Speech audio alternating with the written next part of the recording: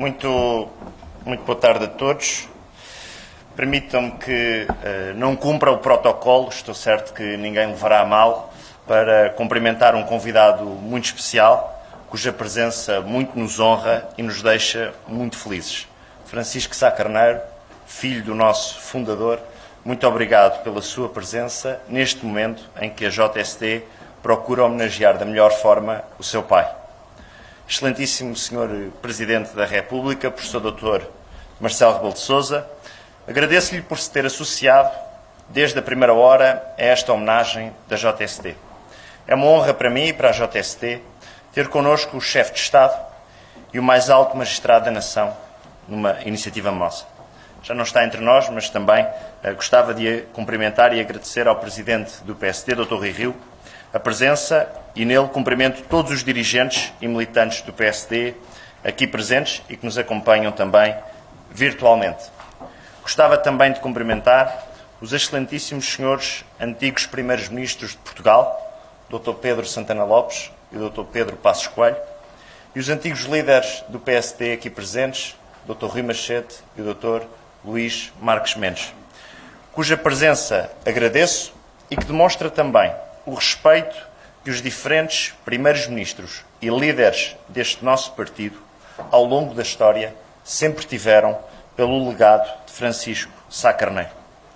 Aproveito também para cumprimentar o Dr. Paulo Portas, o Dr. José Ribeiro Castro, o Dr. Augusto Ferreira do Amaral, o Dr. António Bagão Félix e o Dr. Luís Coimbra, que se encontram aqui hoje, e em todos vós, que, não sendo militantes do Partido Social Democrata, se disponibilizaram para participar neste livro e nesta homenagem. Muito obrigado. Cumprimento também os dirigentes da JSD, os que aqui se encontram e os que nos acompanham à distância. Deixo uma palavra de agradecimento ao Dr. António Pinto Marques, Presidente do Grêmio Literário.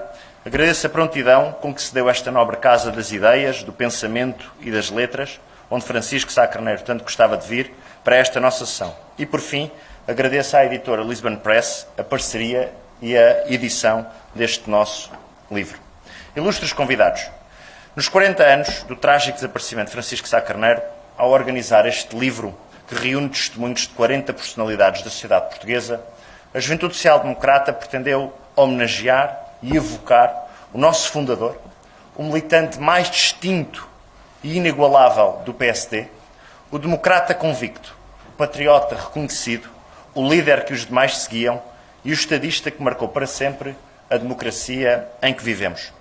A JST agradece a todos os autores deste livro que, com o seu testemunho e a sua disponibilidade para refletir, escrever e pensar sobre Francisco Sá Carneiro, se associaram à nossa homenagem nesta data, o 40º aniversário do 4 de dezembro, que é sempre uma data especial para qualquer militante do PSD e da JSD, mas também para muitos que, mesmo sem filiação partidária ou atividade política, veem em Francisco Sá Carneiro uma referência e uma inspiração.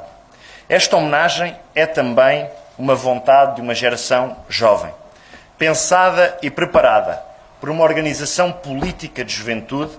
A homenagem espelha a vontade de que as ideias e o legado de Sá Carneiro inspirem a nossa geração.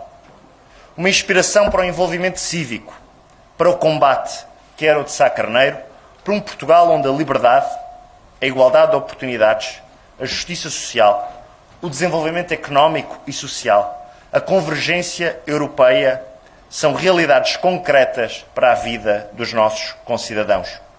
Entre aqueles que conheceram Sá Carneiro, é um exercício comum fazerem a seguinte questão: como seria Portugal se a tragédia de Camarate não nos tivesse levado Francisco Sá Carneiro? A cada 4 de dezembro que passa, a questão, com saudade e tristeza, é feita por muitos. Nestes 40 anos, pergunto-me o que diria Francisco Sá Carneiro, que ainda jovem se envolveu na causa cívica e política, aos jovens de hoje. O que lhes diria para motivar a participação na sua comunidade, ao envolvimento político, a não desistirem do seu país. Pelo legado da ação política e do pensamento que deixou, não tenho dúvidas de que, constatando o afastamento crescente e o afastamento crescente das novas gerações face ao fenómeno político caracterizado nas últimas décadas faria da revolta interior uma fonte de inspiração. Inspiração ativa para convencer, mobilizar e atrair a juventude portuguesa para o combate cívico e político, derrotando a apatia e a descrença. A revolta imaginada por mim, em Francisco Sá Carneiro, pelo momento presente, deve ser o mote para a nossa ação, para que, enquanto jovens preocupados, sejamos capazes de mobilizar a nossa geração para os desafios do futuro do país. Em todas as áreas, a começar pela política, em todos os espaços, na escola, na academia, na ciência, nas artes, nas empresas, nos espaços digitais, nos movimentos cívicos e associativos, na sociedade como um todo. Tal como Sá Carneiro, não podemos aceitar a vitória do determinismo da descrença ou a apatia inerte que graça no nosso tempo. Temos de ter a pressa que teve quando sentimos que parar ou esperar é adiar o futuro de todos. Ainda que para isso tenhamos que fazer as necessárias rupturas, a começar nas nossas organizações e na nossa ação política. Os desafios que hoje se colocam a um jovem português não são naturalmente os mesmos de 1980. Em 40 anos o mundo mudou muito e o país também.